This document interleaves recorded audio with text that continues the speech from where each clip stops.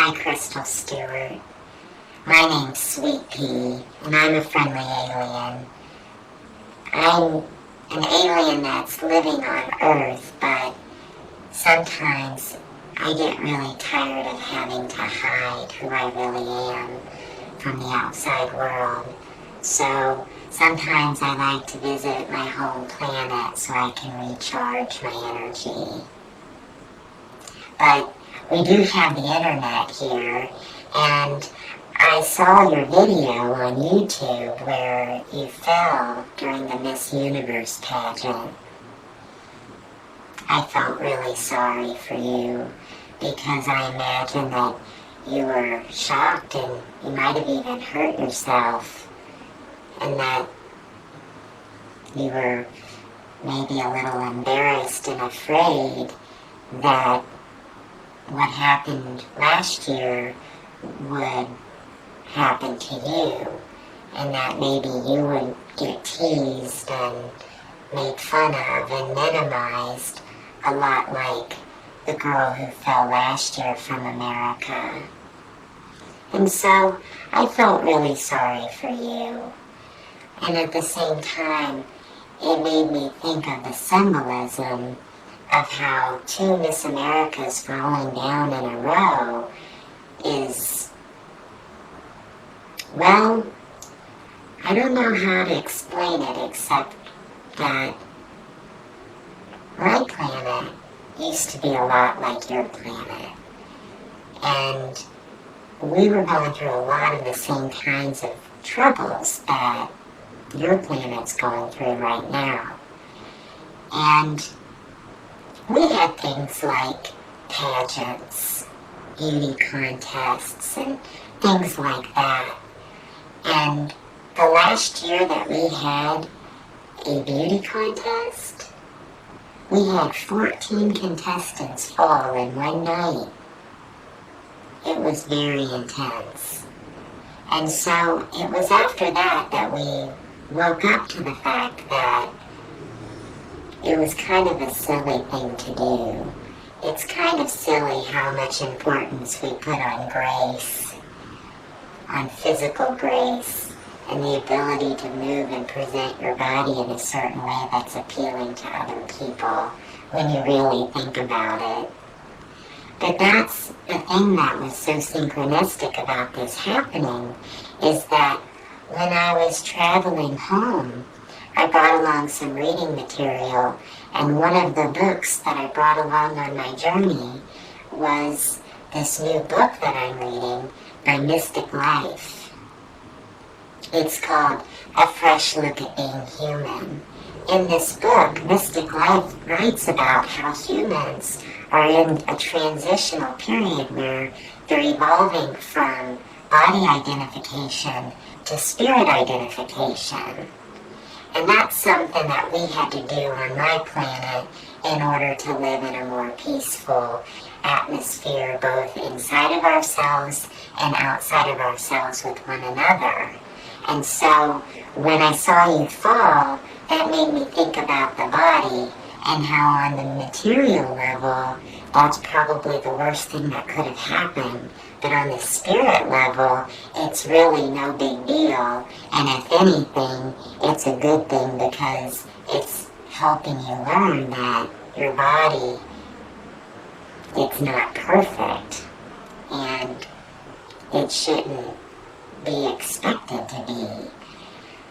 But part of learning that requires understanding why we put so much emphasis on our body in the first place, which is what Mystic Life wrote about. And so I thought that I would share with you one of the passages from his book. There are two forms of survival-related fears that we experience regularly: physical survival and genetic survival. Threats to one's physical survival, losing one's job, being physically attacked, etc., shifts one's mood into a fight or flight response. Threats to one's genetic survival, not being able to find a date, being dumped, and so on, operate on a more subtle level since the bodies we inhabit are pre-programmed for procreation. The sociobiological theory is based upon the idea that procreation is the motivation for pretty much all behavior. So when we perceive a threat to our romantic relationship success, we may feel unhappy because we don't feel that we're doing what we're here to do.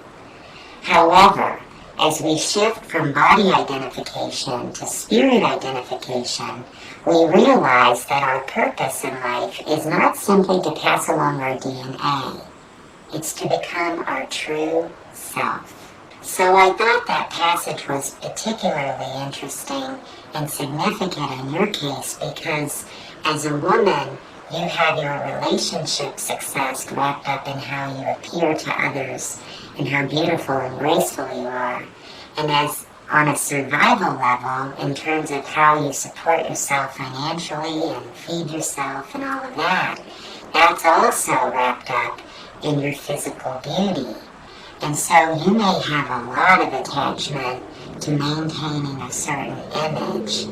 And unfortunately, your success at that and your attachment to that creates a standard for all women that they feel like they have to live up to that too.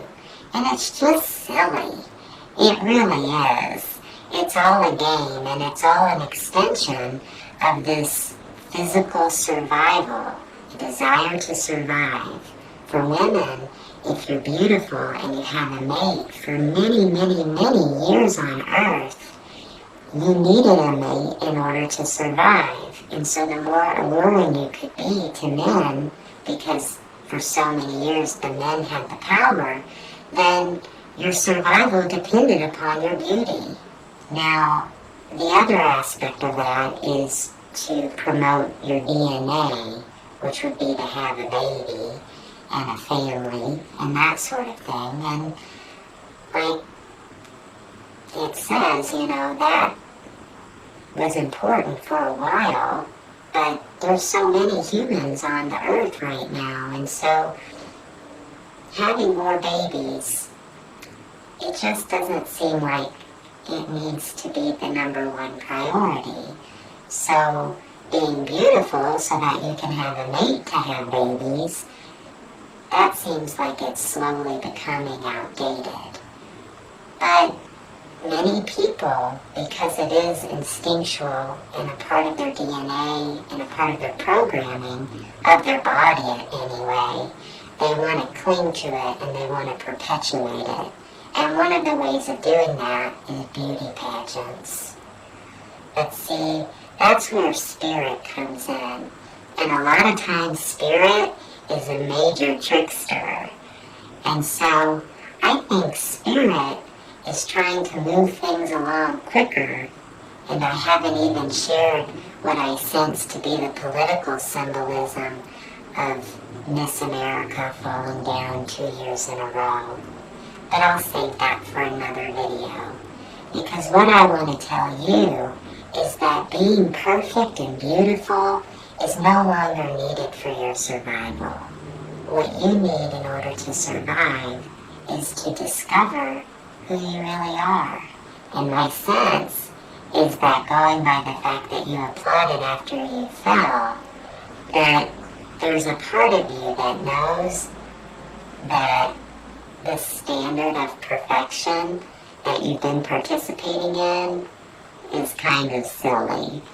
And so I don't think it's going to take you very long at all before you feel much better about yourself again.